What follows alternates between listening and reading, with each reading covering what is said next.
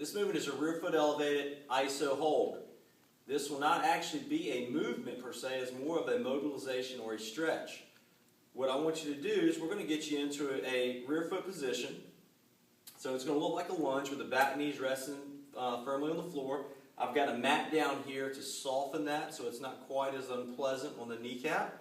My back foot is elevated so that my toe is pointed behind me onto the bench. If I lean off to the side, I want you to be able to see that my toe is actually extended all the way out, plantar flex I should say.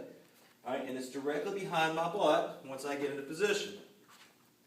What I want to do is I want to stack my front heel so that it's directly underneath my front knee. I want to make sure that my hips are in neutral and in an alignment. I'm not turned off sideways or flared out in any particular direction, but I'm engaged. My front knee is pulling into the midline of my body.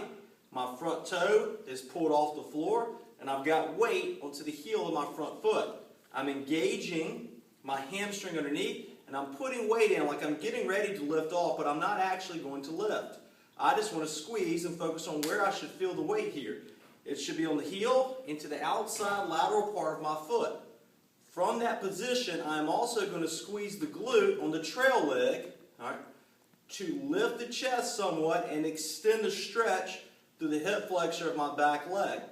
We're going to hold this position and work on lengthening the quad and the hip flexor on the down leg while engaging the glute and the hamstring on the front leg. We'll progress this by slowly putting more of your weight onto that front heel as if you're going to stand out of the position without actually lifting or standing.